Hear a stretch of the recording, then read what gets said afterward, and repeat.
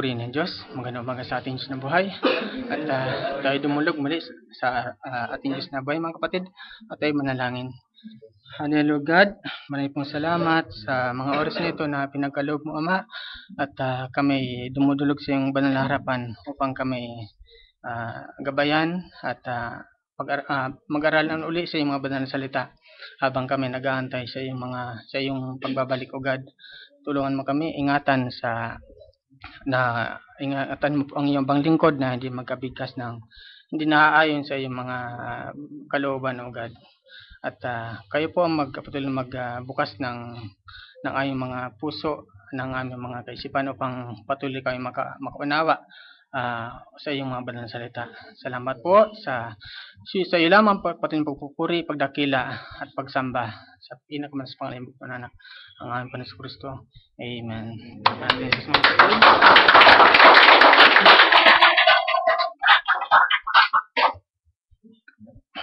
Ay manatili po na nakatayo at buksan po natin yung sinabi ng Diyos sa Romans 9 1 to 14, chapter 1 to 14. Buuin natin ito. Sinasabi ko ang katotohanan na kay Kristo na hindi ako nagsisinungaling, na ako'y sinasaksihan ng aking budi sa Espiritu Santo, na mayroon akong malaking kalungkutan at walang tigil na karamdaman sa aking puso, sapagkat ako'y makapagnanasan ako man ay itakwil mula kay Kristo dahil sa aking mga kapatid na aking mga kamag-anak ayon sa laman, na pawang mga Israelita, na sa kanila ang pagkukupkup at ang kaluwalhatian at ang mga kapatipan at ang pagbibigyan ng kautusan at ang paglilingkod sa Diyos at ang mga kapangakuan. Nasa kanila ang mga magulang at sa kanila mula ang Kristo ayon sa laman, na siyang lalo sa lahat. Dito Diyos na malulahati magpakilanman siya nawa. Datapat hindi sa ang salita ng Diyos ay nauwi sa wala, sapagkat hindi lahat ng buhat sa Israel ay mga tag-Israel. Sapagkat sila ay binhi na Abraham ay mga anak na silang lahat, kundi kay Isaac tatawagin ang iyong binhi. Sa makatuwid ay hindi mga anak sa laman ang mga anak ng Diyos, kundi ang mga anak sa pangako siya ay ibibilang na isang binhi. Sapagkat ito ang salita ng pangako ayon sa panahong ito'y paririto ko, at magkakaroon si Sarah ng isang anak na lalaki. At hindi lamang gayon, kundi nang maipaglihi na ni Rebecca sa pamamagitan ng isa, ito nga ng ating ama na si Isaac, sapagkat ang mga anak nang hindi pa ipinanganganak at hindi pa nagsisagawa ng anumang mabuti o masama, upang ang layo ng Diyos ay mamalagi alinsunod sa paghahirang na hindi sa mga gawa kundi roon sa tumatawag, ay sinabi sa kanya, ang panganay ay maglilingkod sa bunso. Gaya ng nasulat, si Jacob ay aking inibig ko, datapat si Esau ay aking kinaputan. Ano nga ating sabihin? Mayroon baga kayang kalikuan sa Diyos? Huwag namang mangyari. Pagpalain ng Diyos ang kanilang mga banal sa salita. Maaari na pong mga kapatid.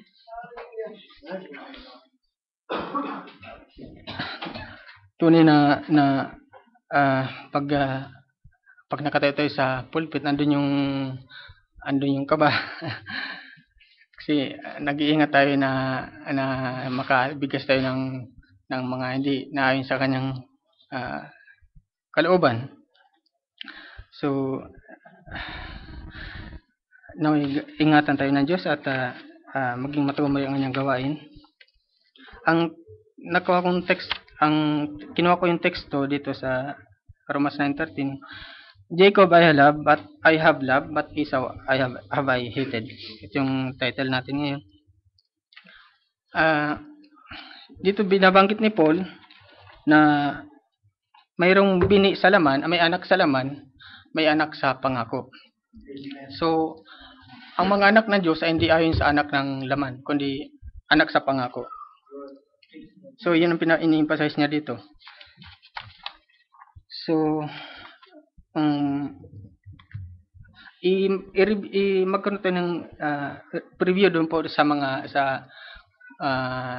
kung paano pinanganak si Isaac, saka si Esau, saka si Jacob, hanggang sa magkita sila at nagkaayos na sila. So noon, kung alala niyo yung kwento, pinanganak si Esau saka si Isaac ah, si Jacob, dahil kay Rebecca, si Isaac yung asawa ni Rebecca. At dahil si Rebecca ay baog, nalangin, sino ba nalangin? Si Isaac para manganak si Rebecca. At pinagkalooban sila ng Diyos na dalawa, kambal, si Isaac si Esau saka si Jacob. At si Jacob ay panganay, nauna siya. At si Isaac si Esau yung panganay at si Jacob yung bunso. Ayun, makita natin sa mga kwento na sa tiyan pa lamang ng magulang ni Rebecca, nagbubuno yung dalawa na kung sino yung mauuna, nala niya. Ngayon, kinausap na ng Diyos si Rebecca na dalawang bansa ang nagbubuno sa yung tiyan, sinapupunan. At yung panganay ay maglilingkod sa bunso. So pinanganak yung dalawa at lumabas si Isaac, si Esau at si Jacob yung sumunod. At si Esau ay paborito ng kanyang tatay.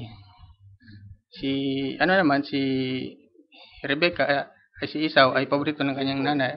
Si Jacob ay paborito ng kanyang nanay. Mamasboy nga sabi. Kasi si Isaac ay kumakain ng mga pinagpagalan ni Esau sa pangangaso.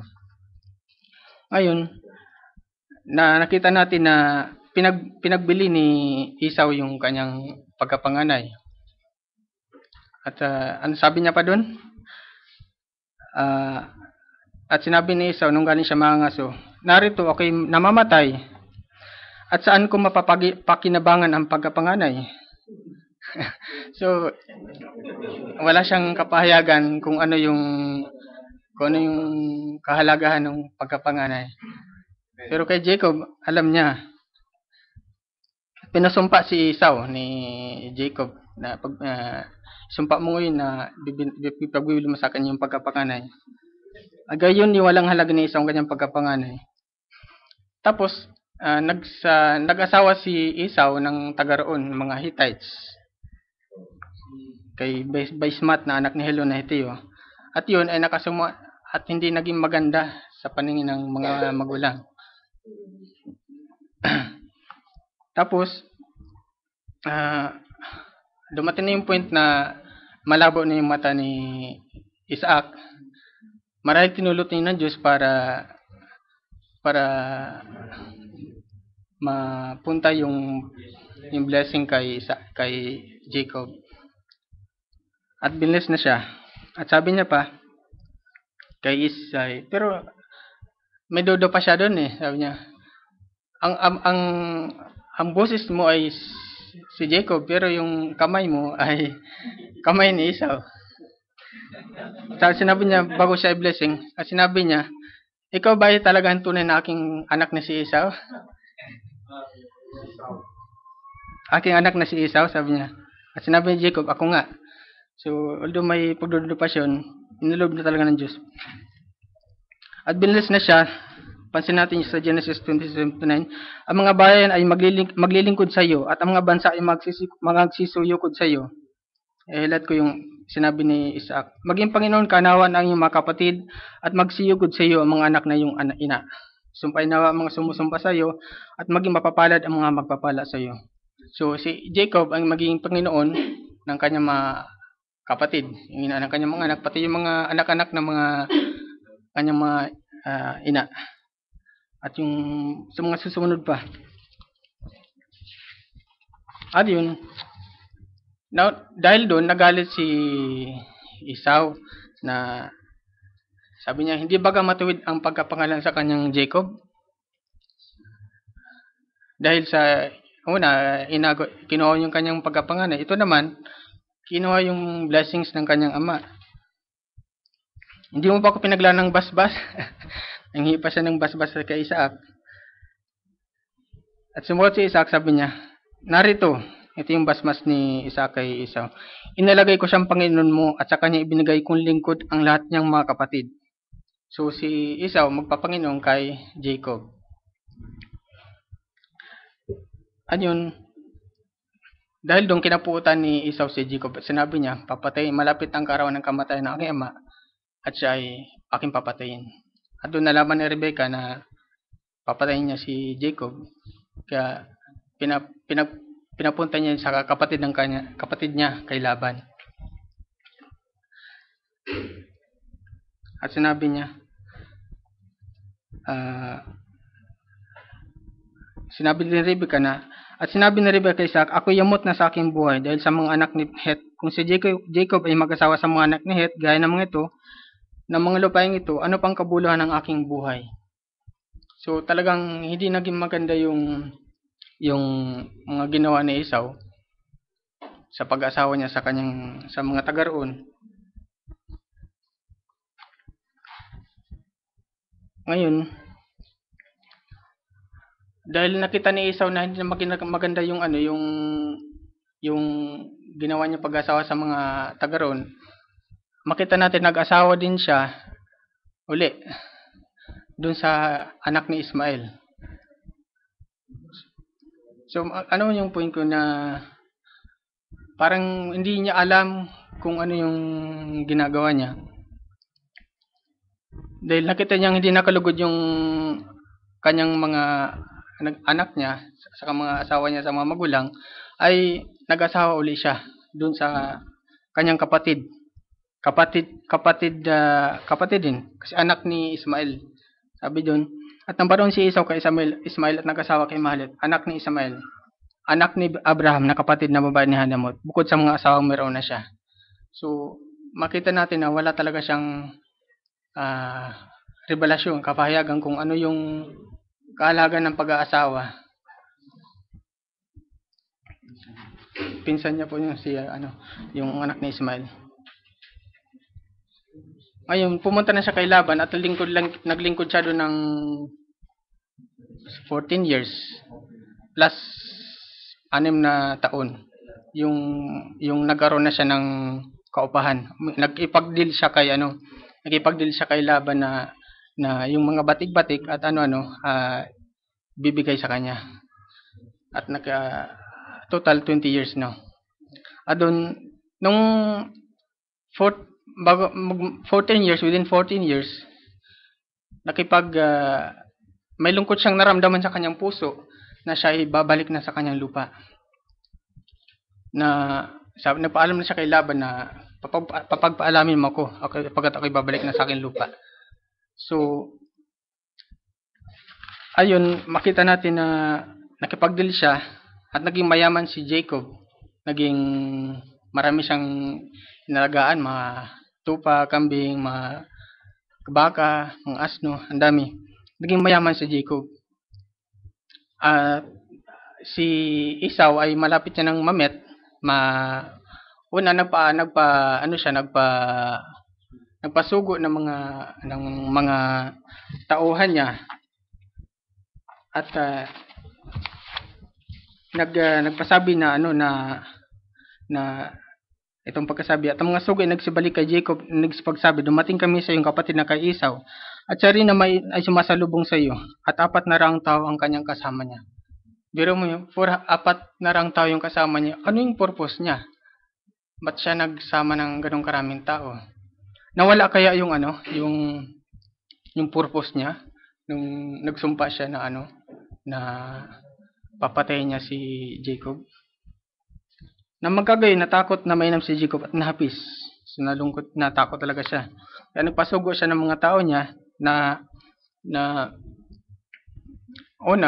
nagpadala siyang mga tao niya at binigyan niya ng mga kaloob. Sabi niya, pag nakasalubong niya si Esau, saan kayo galing? Kanino yung mga yan? Kay Jacob, sabi niya, na aking Panginoon, sabi niya. At sabi niya,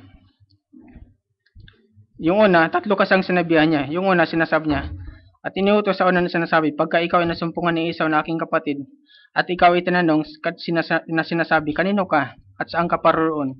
At kanino to na nga sa unahan mo? Kung magkagayoy, sabihin mo sa iyong lingkod na kay Jacob, isang kaloob nga na padala sa aking Panginoon kay Esau. At narito, siya ay nasa hulihan din naman namin. Doon sa pangalawa sa ikatlo, ganun din na yung utos niya. At nung katapos niya makasalubong yung angel, nakipagbuno siya. Sunod nun na nakita niya na nagsalubong na sila ni Esau. At makita natin na pinahuli niya yung mga mga anak sa asawa. Tapos siya nasa unahan. At habang palapit siya, yumukod siya ng 7 beses at tinawag niyang Panginoon si Esau. At siya naman lumagpas sa unahan nila at yumukod sa lupa na makapito hanggang sa nalapit sa kanyang kapatid. At tumakbo si Esau nang sanalubong siya at niyakap siya. At niyapo siya sa lieg at hinagkan siya at nag-iyakan. At itiningin ni Esau ang mga mata niya at nakita ang mga babae at mga bata at sinasabi, sino-sino itong mga kasama mo? At kanyang sinabi, ang mga anak na pinagkaloob ng Diyos sa iyong lingkod. Na magkagayon, nagsilapit din ang mga lilang babae, sila at ang kanilang mga anak at nagsiyukod. At lumapit din si Leah at ang kanyang mga anak at nagsiyukod. At pagkatapos ay nagsilapit si Hosea at si Raquel at nagsiyukod. At kanyang sinabi, anong palagay mo sa buong karamahang ito na supungan ko? At kanyang sinabi, na makasumpong ng biyaya sa paningin ng aking Panginoon. Yung Panginoon sinasabi niya, si Esau. At sinabi ni Esau, mayroon akong kasya, kapatid ko, ariin mo ang iyo. At sinabi sa kanya ni Jacob, hindi, pinamamanik ko sa iyo na kung ngayon nakasumpo ako ng biyaya sa iyong paningin, ay tanggapin mo nga ang aking kaloob sa aking kamay. Yaman nakita ko ang iyong muka na gaya na nakakita ng muka ng Diyos at ikaw ay nalugod sa akin. Tanggapin mo, ipinamamanik ko sa iyo ang kaloob na dala sa iyo sapagkat ipinagkaloob sa akin ng Diyos at mayroon ako na lang at pinilit sa kanya at kanyang tinanggap.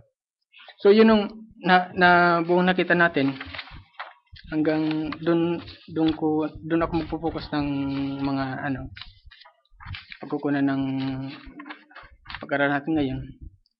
So nakita na si Jacob as isang attractive mama's boy. Esau was apple of his father's eye. Why God tell Rebekah 2 nations dwell in her womb, and the greater will serve the lesser? What did Jacob possess to receive God's favor, and what can I learn from this? Is God unfair? Kaya pala dinugtong ni Paul yung sinabi niya sa yung huli. Ano nga kaya ating sabihin? Mayroong kayang bagang kalikuan sa Diyos? Dahil dito sa mga panahon natin, makikita natin na marami yung sinasabi Diyos na mga tao na unfair yung Diyos. Sabi niya, naniniwala sila na God hated Esau because he chose to hate him. It had nothing to do with God, with what Esau did. So parang yung Diyos na talaga ng ikaw pipiliin kita, diyan ka talaga. At ikaw pipiliin kita, diyan ka talaga. So yung ganun ang explanation nila. Isa pa, God does not hate in the sense that we see hate. So makita natin yung turo ng denominasyon na magmahalan kayo, huwag kayong mag-away. So i-interpret nila yung hate na yun na iba. Sabi nila hindi nila galit yung Diyos. Sabi nila, I believe hate here is just contrasting how great his love for Jacob was. So kung mahal ng Diyos si Jacob, mahal din ni Esau Diyos si Esau, pero mas mahal ng Diyos si Jacob na higit. Ganun yung interpretasyon nila. Ito pa, in this passage about Jacob and Esau, what is being pointed out is that God chose to use Jacob rather than Esau to father his people. That would eventually lead to Jesus. This had nothing to do with what they did. Sabi nila, but God simply chose Jacob. This does not mean that God hated the person Esau, but rather, He is using this word as a contrast in choosing Jacob over him, when tradition was to choose the older son for this kind of things. There are other parts of the Bible where the word hate is used as a means of contrast, and not actually to mean hating the person. So yung interpretation nila gano'n na yung hate daw yun na ibig sabihin uh, is used as a means of contrast not actually to mean hating the person. So ganun yung interpretation nila. But I believe na God hate Esau. It is banal na pagkagalit. Banal, hindi katulad yung galit ng tao, pero yung galit ng Diyos. Meron pa isa. It is impossible for God to hate. I am clearly unable to explain why that scripture reads as it does. Sabi niya, I am clearly unable to explain why that scripture reads as it does. So, hindi dapat daw basahin yung ganung scriptures na ganun talaga. In the Bible, the word is hate is often used to mean loveless rather than the opposite of love. See? Loveless rather than the opposite of love. So, opposite of love, hate. Ibig sabihin, loveless. Mahal pero hindi ganong kaano yung pagmamahal. So, ganun yung kapag ang turo ng church, yung denomination na ganun, iba yung interpretation nila.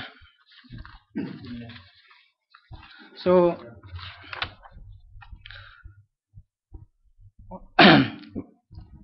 when I look at Jacob's action, I don't see a lot to be admired. But we can say arrogance is not one of them. Jacob sought his father's favor even to receive his blessing. He worked 14 years for the love of his life. Yung mag-asawa siya kay Rachel Ona sa kay Leah. He was crippled by God when he wrestled God for his blessing. From his birth, he sought to be blessed no matter how. It is very clear that he wanted God's favor. God is not tempting any person to sin. He did not tempt Esau to sell his birthright as the firstborn. Hindi ganoon na sinadya ng Diyos na na ipagbili ni Esau yung kasi may free will tayo. To satisfy his stomach or earthly passions, Esau sold his birthright and could not get it back even by strong repentance.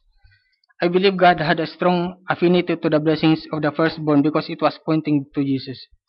God hates those who choose to sell their birthright for the appetites of the flesh. So for those who believe that the scriptures are folklore, ibig sabihin legend, ibig sabihin myths, ibig sabihin tradition, they must dig a little deeper. Because few will be that walk into the narrow gate. As a Christian, we are to inherit the earth and eternal life. Sabi nga nito, the meek shall inherit the earth. Esau gave his inheritance away for a bowl of pottage or soap. I don't think it's a very wise to give your inheritance up for such a meaningless thing as a bowl of soap or anything else. For what will it profit? Sa Matthew, a man to gain the whole world and lost his soul. Pero si Esau wala talaga sabi niya, kung sa simple na panalita, anong mapapala ko sa pagkapanganay? Parang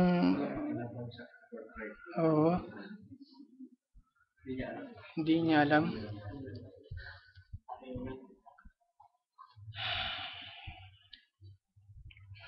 There is no evidence that Esau is seeking God. Esau broke his father's heart with woman he sought for himself. Yung una, yung tagaroon sa kanila, tapos yung pangalawa, doon sa kapatid ng mga anak ni Ismael.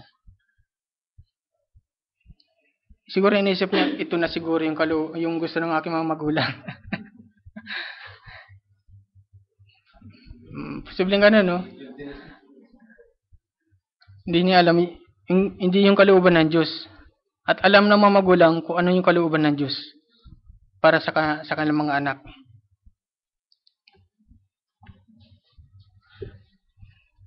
Esau was strong-hearted, self-sufficient, and arrogant. Did Esau's nature continue within some of his descendants? Who are Esau's descendants? Spiritual, makikita natin yung mga Esau's descendants. yung mga denominasyon, mga churches, mga ano, yung Roman Catholic. When Jesus was born, Esau's descendants are king. Si Herod the Great pala, Edomites din. Tama ba? Edomites siya. At nag-aral siya sa Roman. Yung Herod the Great, yung nagpapatay ng 2 years old and below nung panganak si Jesus Christ. At yung si King Herod Antipas din, anak niya din, Edomites din. Nag-aral din yun sa Rome. He later killed John the Baptist for exposing his wickedness. See the Esau's descendants. Pinapatay niya si John the Baptist dahil sa kinuha ni Herod Antipas yung asawa ng kanyang kapatid, si Herodias.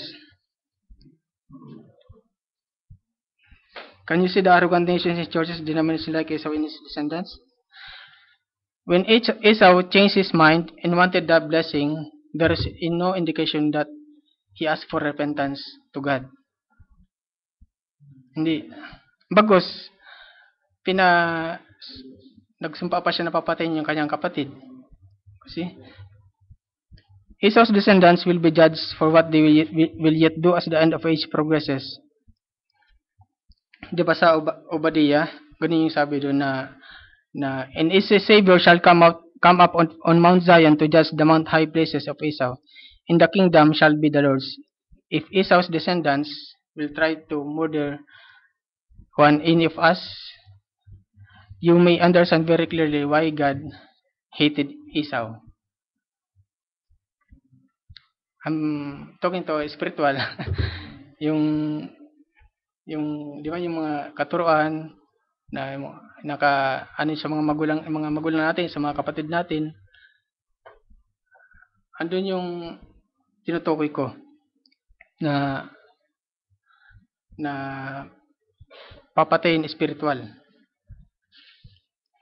God is omniscient and omnipotent and omniscient. Ang omniscience pala ibig sabihin sa Latin word, omnis means unlimited. Yung science means knowing, all-knowing. So, all-knowing God.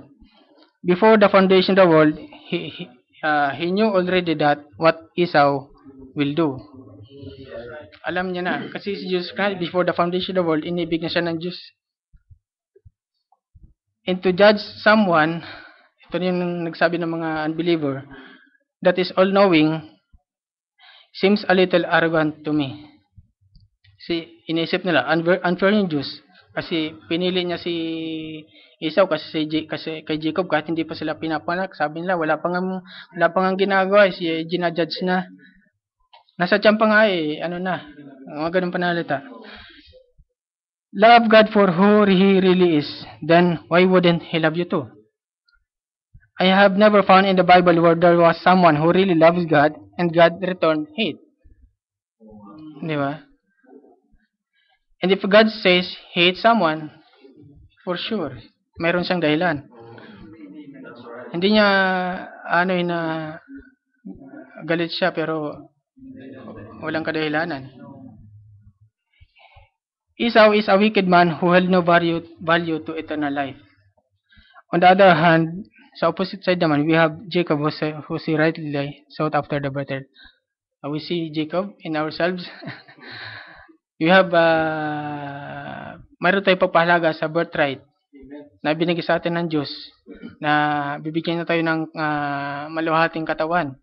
Yung katawan na hindi namamatay, ng katawan na hindi mapapagod, may katawan na hindi na matutulog. Dito sa mundo, natutulog tayo dahil may kapaguran. Pero doon, hindi na bound ng time. Sa paradise, hindi nasakop ng oras. Kasi yung Diyos, hindi sakop ng oras. Amen? Dito sa mundo yung pagpipili. Dito yung time na whether you'll choose to obey Him or choose to ignore Him. Purihin ng Diyos. Kung makita lang ng Diyos yung mga tao, yung pag-ibig ng Diyos. For God so loved the world. Hindi sinabi yung world doon, yung ibig sabihin na ay yung makamundo, yung earth. Kasi creation ng Diyos yung earth eh. Sorry.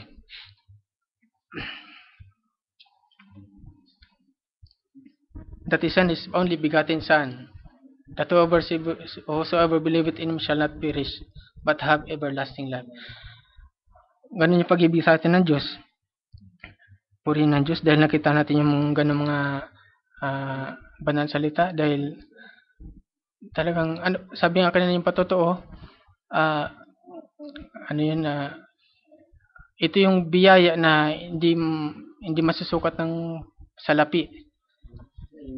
Yung ganun na yung buhay ng walang hanggan, na ang purpose ng ating kapatid na madali dito ang kanyang magulang ay para hindi sa makasama lang nila, kundi yung makaunawa din, tumanggap at magpabautismo sa pangalan ng Panginoong Jesucristo, at makasama sa darating ng pag-agaw.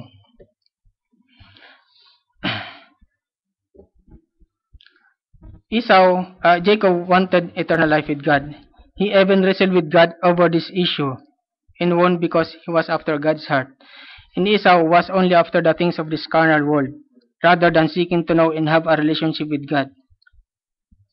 Hindi ko nabasa natin kanina, hindi natin nakita na kinausap ng Diyos si Esau. Nung matapos yung padiling niya kay Isaac, ng Diyos kay Isaac, si Jacob nang kinausap niya. Bakit? Hindi naman nagsisik si Esau ng sa Diyos eh, ng favor sa Diyos eh.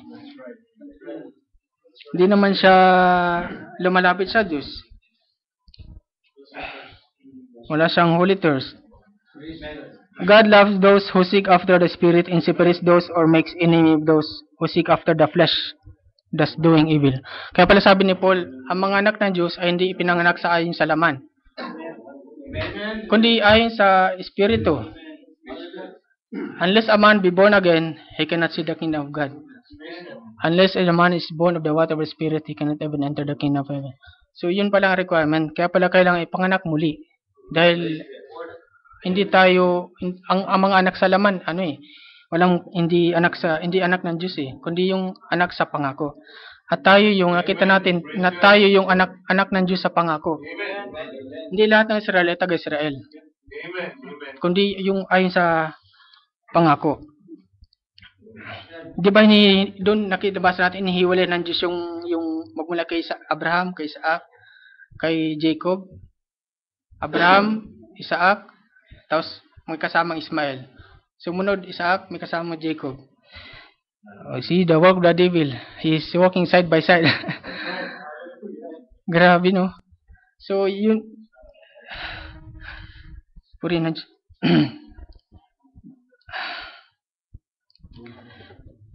If you look up hate in the original Hebrew, you will find this definition, saunai. Yung pala ibig sabihin ng hate, saunai sa Hebrew. A primitive root to hate, enemy, foe, odious, utterly. Enemy, kaaway nga. God gave us free will, and then when those of us decide to reject Him, we make ourselves an enemy of God and condemn ourselves in eternal separation from God. God has a total wisdom and knows that we are going to do before we do. God is, alam niya, hindi pa naman natin ginagawa, alam niya na yung gagawin natin. Alam niya kung yun nasa sa isip natin ngayon, alam niya kung anong mga tumatakbo sa isip natin ngayon, alam niya kung ano yung ating mga ginagawa.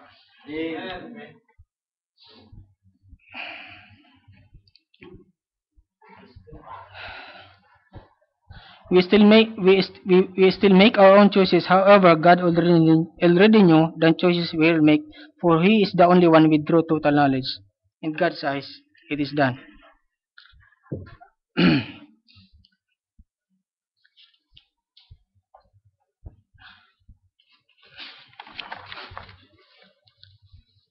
makita natin na yung mga denominasyon nag-interpret ng ganong hate na iba. Sinabi na God said, sabi na nga ng Diyos, God said, I hated Esau, and Christians say, that's not what he said. Sabi niya, they sugarcoat it. Sabi niya, sinusugarcoat nila yung hate. People are being led by false Christ to believe every wind of doctrine they stand. I always find it amazing how so many so-called Christians find a way to ignore exactly what the verse says. God hated Esau. There are no way around this. Many people try to deny this, but the verse is very plain. God does hate. Any other interpretation is quietly, frankly, unbiblical. Most Christians don't accept this because their denomination has drilled in their own dogma for so long that they refuse to read the verse for what it actually states. So, nakita natin yung si Jacob nakipagbuno sa angel. Sabi niya doon, bitawan mo ako kasi mag-uumaga na. Sabi ni Jacob, hindi kita bibitawan hanggat hindi mo ako binabasbasan. Anong sabi ng angel? Anong pangalan mo? Jacob. Mula ngayon, hindi na tawaging Jacob yung pangalan, kundi Israel. Ibinagay ng Diyos yung blessings. Pero hindi pa siya nakuntutan, no? Anong pangalan mo? Ay, ang tanong sa kanya din. Ang tanong ni Jacob sa angel, ano ang iyong pangalan? Bakit mo tinatanong ang aking pangalan? Ay, nung angel. Hindi binigay ng Diyos yung kanyang pangalan. Dahil hindi pa yung time eh. Dito sa panahon natin maano yung pangalan ng Diyos eh. Pero si Moses, hindi niya nakita ng mukhaan yung Diyos sa talikod lang. Pero mapala si Jacob nakita niya ng mukhaan yung Diyos. Sabi doon, ang nakita ni Jacob na mukhaan ng Diyos at tinawag niya yung lugar na yun ay Peniel. Dahil doon, nakita niya ng mukhaan ng Diyos. Di ba nakita natin yung mukhaan ng Diyos? Puri ng Diyos. Yung tagpong yun tawag nun, na si Esau, saka si Jacob ay malapit na magkita, natakot na si Jacob kasi 4 na rang katao yung kasama ni Esau. Dahil alam niya papatayin siya ni Esau eh. Bakit magdadala siyang 400 man kung wala siyang purpose? At I believe hindi nagbago yung pananaw niya na yung sumpa niya na papatayin niya si Jacob.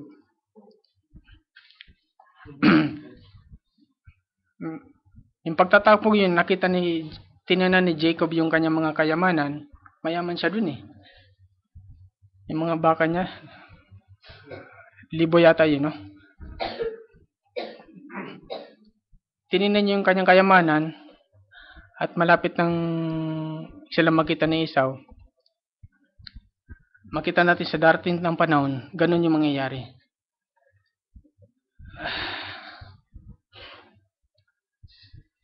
Tinan niyo yung mga Israel. Yumaman sila. Sa kanila yung Wall Street. Darating yung time na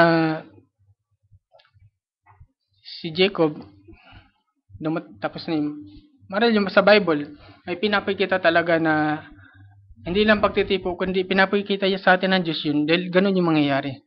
Si Joseph naging right hand ni Parao, pinapakita ng Diyos na si Jesus Christ ay darating, ay maging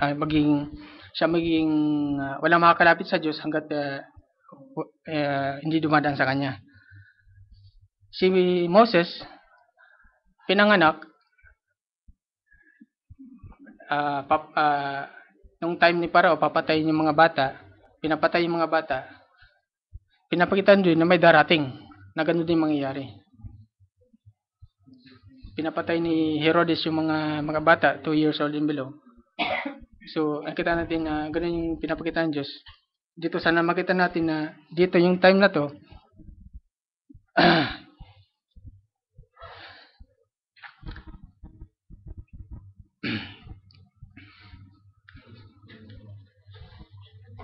diba, nung pinanganak ni Jacob si Joseph, Tama. Nagkaroon na siya ng lungkot, ng pagnanasa na bumalik na sa Israel, sa lupa ng kanyang mga magulang. At naging mayaman na siya. Ay, hindi pa. So, ganun. Dito, yung mga Hudyo, mayaman na, yumaman, at sa kanilang Wall Street, at nagbalikan na sila sa Israel. Alam nila, doon manggagaling yung doon nababalik yung Mesaya. Babalik siya.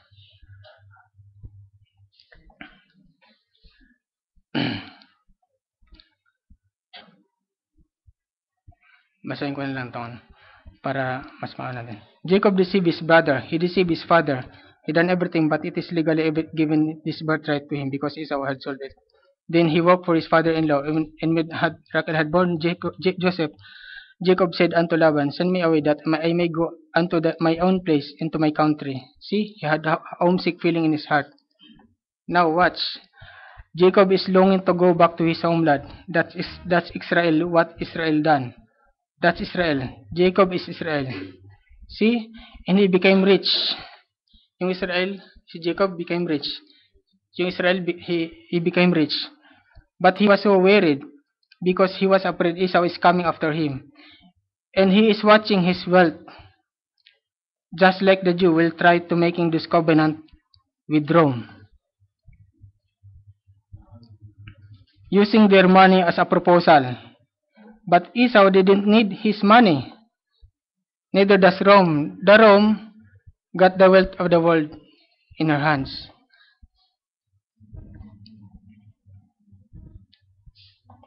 Yeah. Jacob became rich. The Catholic Church, back there from the charging for mass, etc., holds the wealth of the world. The Bible said she was rich. And remember, not only just on one nation. She's rich on every nation there is under heaven. She has the money.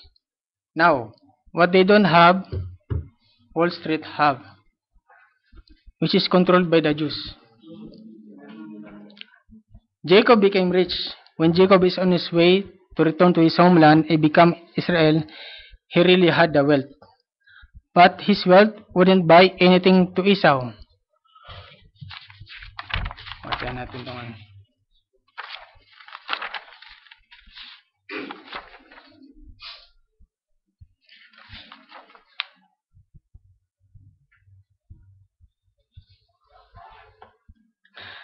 Genesis 32. At inutusan niya sila na sinasabi, ganito yung sabihin sa akin, Panginoon, kay Esau. Ganito ang sabi ng lingkod na si Jacob, Doon ako kay Laban at ako'y natira roon hanggang ngayon. At meron akong mga baka at mga asno at mga kawan at mga liping lalaki at babae. At ako'y nagpasugo upang mabigay alam sa aking Panginoon upang makasumpong na biya sa iyong paningin.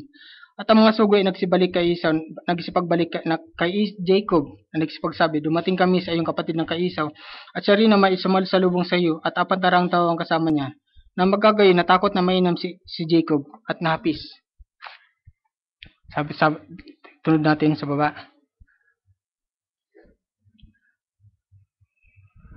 200 kambing na babae, 20 lalaking kambing, at 20 tupang babae, 20 tupang lalaki, 30 kamilyong inahin na pati ng kanilang mga anak, 40 baka, at 10 turo, 20 asno, at 10 anak ng mga iyon, at ipinagbibigay sa kamay ng kanyang mga bataan. Bawat kawan ay bukod, at sinabi sa kanyang mga bataan, lumagpas kayo sa unahan ko, at iwanan nyo ng isang pagitan ng bawat kawan. At iniutos sa una na sinasabi, pagka ikaw ay nasumpungan ni Esau na aking kapatid, at ikaw ay tinanong, sinasabi, kanino ka, at saan ka paroroon, at kanino ito nga sa unahan mo? Kung magkagayoy, sabihin mo, sa iyong lingkod na kay Jacob, isang kaloob nga na padala sa aking Panginoon kay Esau. At narito, siya ay nasa hulihan din namin. At ganoon yung sinabi niya sa mga sunod pa. Kasi tatlong bata ang pinapunta niya. At ito, sa Genesis 33. At tiningin ni Jacob ang kanyang mga mata at tumingin, at narito, si Esau ay dumarating, at kasama niya yung 400 tao. At siya, sa verse 3, at siya naman ay lumagpas sa unahan nila at yumukod sa lupa ng makapito hanggang sa nalapit sa kanyang kapatid. At tumakbo si Esau na sinalubong siya at niyakap siya at niyapo sa leg at hinagkan siya at nagsiiyakan. At itiningin ni Esau ang mga mata niya at nakita ang mga babae at mga bata at sinabi, Sino-sino itong mga kasama mo? At kanyang sinabi, ang mga anak na pinagkaloob ng Diyos sa iyong lingkod. Na magkagayon nagsilapit ang mga lilang babae at sila at kanilang mga anak at nagsiyukod. At lumapit din si Leah at ang kanyang mga anak at nagsiyukod at pagkatapos nagsilapit si Hosea si Raquel at nagsiyukod. At kanyang sinabi, anong palagay mo sa buong karamihan ito na nasumpungan ko? Si Esau nagsalita. At kanyang sinabi si Jacob, at sinabi ni Jacob na makasumpo ng biyaya sa paningin ng aking Panginoon. At sinabi ni Esau, mayroon akong kasya kapatid ko, hariin mo ang iyo. So doon, hindi sinabi ni Esau na mayroon siya, pero pinilit ni Jacob bilang proposal niya para sila yung magkaayos. So dito,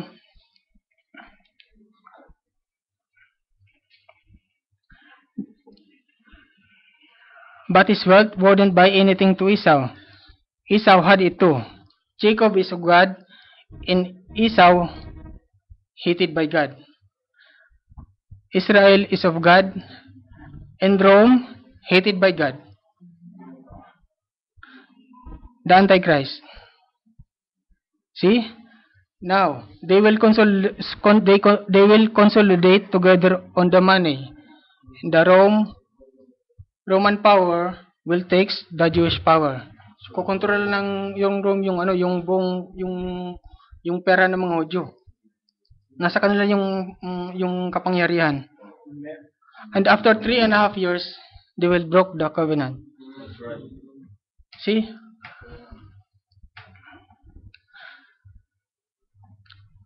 Makita natin yung pinakita sa atin ng Diyos na gano'n yung mangyayari. Hindi natin alam siguro yung, di ba yung magkaroon na ng New World Order, may kapangyarihan silang baguhin yung currency. May kapangyarihan silang gawin lahat. Ano kayang mangyayari nun? Yung pera nandun na sa Rome at yung buong mundo walang pera.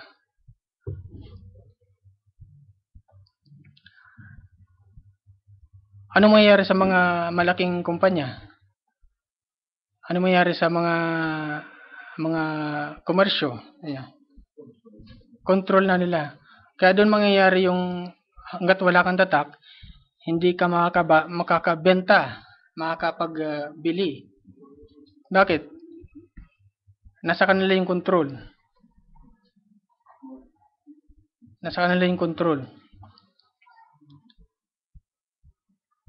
Pero yung ignorant, kasi yung ignorant hindi in excuse, na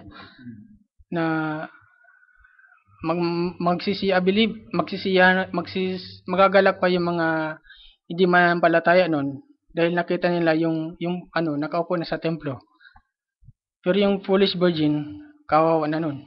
Saka yung mga Jews and mga Hudyo. Dahil hindi sila magpapatatak eh. Kahit anong gawin ng Rome, hindi man sila kumain, hindi sila makabili, hindi sila magpapatatak. Actually, dahil sa message ng prophet na may nagtanong kasi sa kanya. Sabi ng tao sa questions and answers on the seals, where is the scripture that shows that Catholicism will deceive the Jews and got their wealth? Yung question ng tao. Sabi niya, I didn't say that. The other night on the 6th seal, you look to the tape real close. I never said that's what they would do. I said the Catholic is the richest group in the world. Nobody like them. And what they don't have, the Jews has the rest. So, doon yung mga sunod ang kwento yung gano'n na pagtatagpo ni Esau. Tsaka ni Jacob. Na gano'ng mangyayari, kung paano ibinigay ni Jacob yung pera, ipinilit ni Jacob kay Esau, gano'n din ang mangyayari. May pag-covenant yung Israel sa Rome para sila makapag-alay, para sila makapaglingkod sa Diyos, sa templo. Ganon, pinilit ni Jacob yung mga pera niya eh. Una, binigay sa mga batan. Pangalawa, pangatlo, na kung masalubong niyo si Esau, sabihin niyo kanino yan? Kay Jacob. Padala sa aking Panginoon. Yung pangalawa, ganun. Pangatlo, ganun. At nung sumunod na, makita na sila, tinanong siya ni Esau, kanino yung mga yan?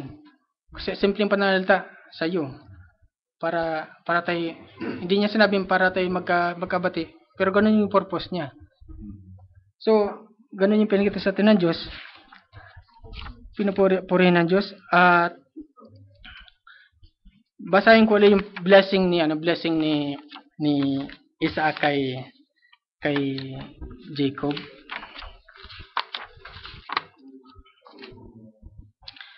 Talaga yung Diyos may pamamaraan siya, may wisdom siyang binibigay sa mga piniliin niya kung ano yung gagawin sa oras ng kagipitan. Bibigyan siya ng wisdom para siya ay maingatan laban sa mga hindi mananampalataya. Basahin ko yung blessing na binigay ni Isaac kay Jacob. Ang mga bayan ay maglilingkod nawa sa iyo, at ang mga bansa ay magsisiyukod sa iyo. Maging Panginoong kanawan ang iyong mga kapatid. Maging Panginoong kanawan ng iyong mga kapatid. At magsisiyukod sa iyo ang mga anak ng iyong ina. Sabi, maging Panginoong ka ng iyong mga kapatid.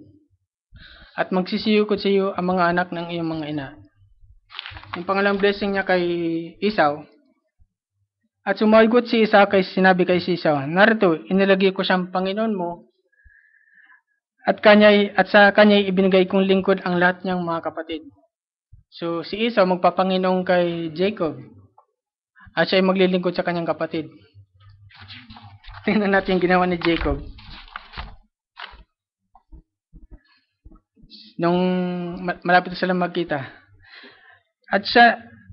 Basahin ko na lang. At iningin ni Jacob ang kanyang mga mata at tumingin, at narito si Esau ay dumarating. At kasama niya 400 tao. At kanyang ibinahagi ang mga bata kay Leah at kay Rachel, at sa 2 alilang babae. At inilagay niya ang mga alila na kasama ng kanyang mga anak na pinakapanguna, at si Leah na kasama ng kanyang mga anak na pangkina-pangalawa, at si Rachel at si Jose na pinakahuli. So, siya nasa unahan, yung pangalawa, yung sumunod, yung kanyang mga asawa, yung anak, at yung pinakahuli, si Rachel, saka si Joseph. Ito sa verse 3. At siya naman ay lumagpas sa unahan nila. So, siya yung nauna. At yumukod sa lupa na makapito. 7 beses yumukod sa lupa. Hanggang sa nalapit sa kanyang kapatid. At tumakbo si Esau na sinalubong siya, at niyakap siya, at niyak po sa leg, at hinagkan niya siya, at nag-iyakan. Sa verse 5. At tiningin ni Esau ang mga mata niya, at nakita ang mga babae at mga bata, at isinabi, sino-sino itong mga kasama mo? At kanyang sinabi, ang mga anak na pinagkaloob ng Diyos sa iyong lingkod. Sa iyong lingkod. Sabihin, naging lingkod siya kay Esau. Na magkagayon nagsilapit ang mga alilang babae, at sila at ang kanilang mga anak ay nagsiyukod. At lumapit din si Leah at ang kanyang mga anak ay nagsiyukod. At pagkatapos ay nagsilapit si Jose at si Rachel at nagsiyukod.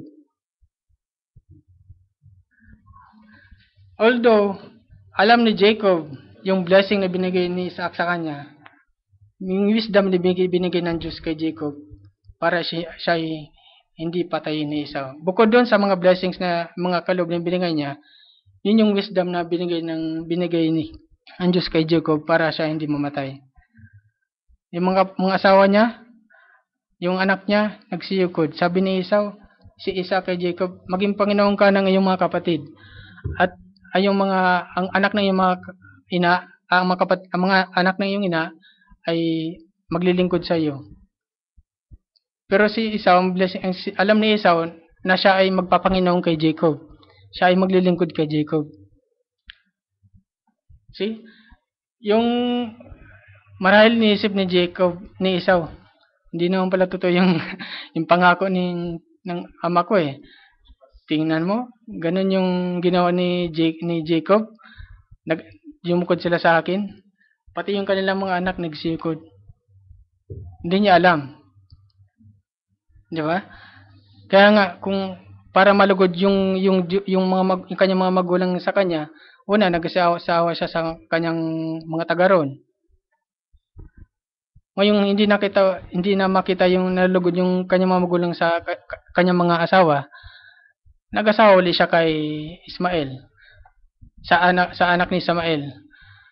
So hindi niya alam kung ano yung mabuting kalooban ng Diyos. Mapalad tayo dahil alam natin yung mabuting kalooban ng Diyos at tayo pinagkalooban na makasama sa kanyang mga pangako.